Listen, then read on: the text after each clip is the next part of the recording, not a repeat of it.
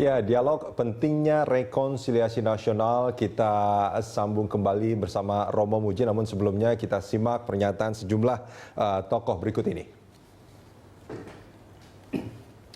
Ini ada pernyataan dari Amir Samsudin, Ketua Dewan Kehormatan Partai Demokrat yang juga Menteri Hukum dan Hak Asasi Manusia.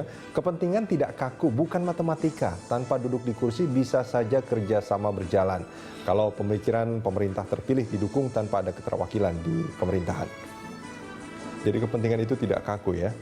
Kalau kepentingannya untuk membangun negeri, mestinya semua orang harusnya saling bekerja sama. Ini ada pernyataan dari Raja Yogya, Sri Sultan. Kami harap persoalan pemilu cepat selesai dan mendorong rekonsiliasi dua pihak dengan segera.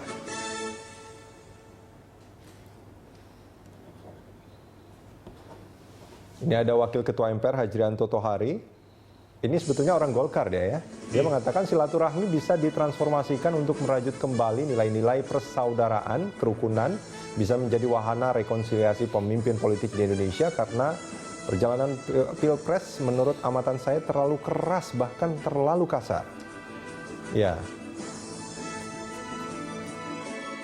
Kita juga merasakan ya bahwa Pilpres kemarin itu ya seperti yang Pak Hajrianto katakan tadi, ini terlalu keras dan kasar. Iya. Dan ini memang menjadi momentum sebetulnya apa yang kemarin keras dan kasar itu saling memaafkan, saling membuka diri, saling rendah hati menerima apapun hasil Pilpres. Bagaimana Romo? Nah, itu kan mengandaikan dua dari masing-masing ya, masing-masing orang Indonesia ini. Ini kan kita ini kan begitu majemuk, begitu beragam ya. Lalu misalnya perbedaan religi atau agama, itu yang menyatukan kalau kita bisa melihatnya dengan looking deeply more ya kan, melihat lebih mendalam untuk itu. Di teman-teman Buddhis mengatakan dengan vipassana.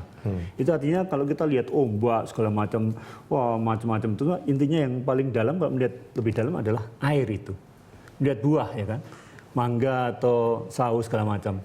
Ada pengaruh di situ, melihat lebih dalam, ada pengaruh air, tanah semua.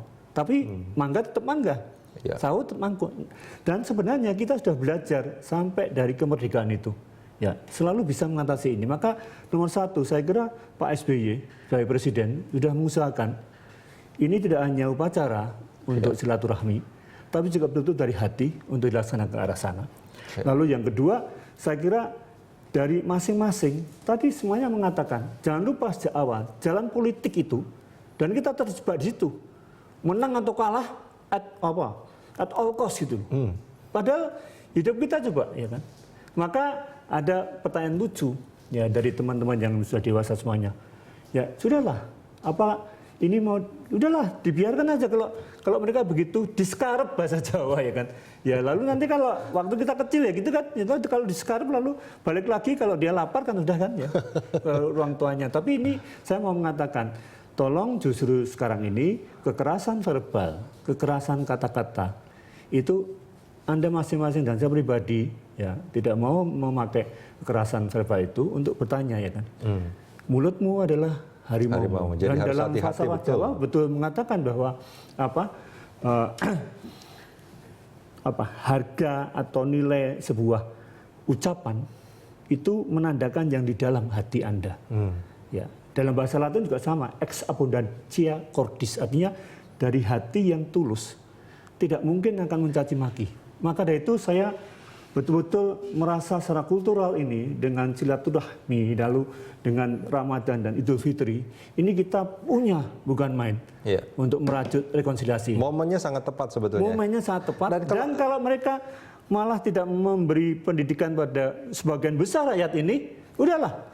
Malah orang tahu kan, coba lihat, ya kan? Malah ini apa yang kita harapkan untuk begitu, kok malah tidak ya kan? Kenapa?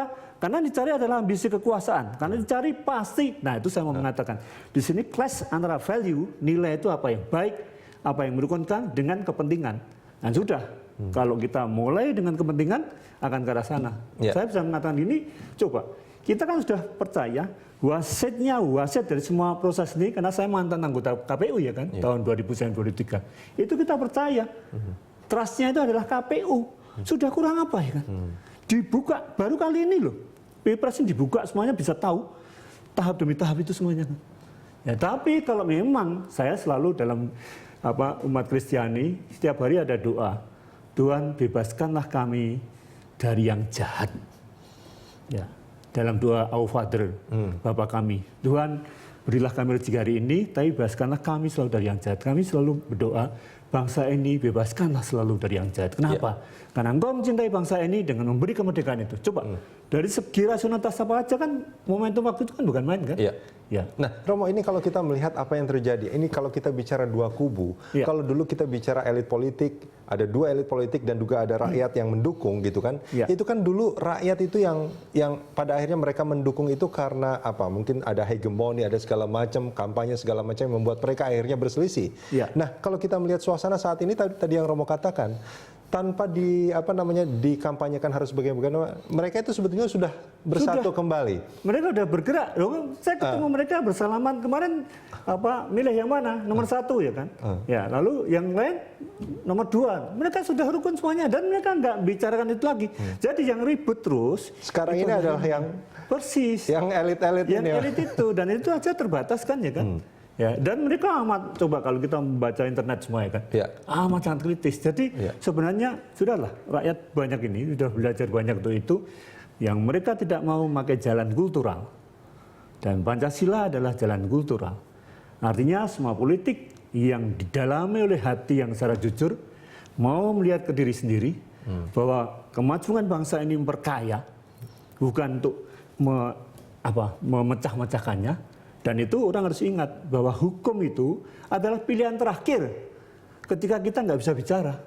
Dan kita bisa bicara kan, coba kalau keluarga kita nomor 1 kita buat hukum, anak-anak nggak boleh ngomong dari jam sekian, habis keluarga kita ini ya kan? Kita akan sambung ini di segmen berikutnya. Iya, persis.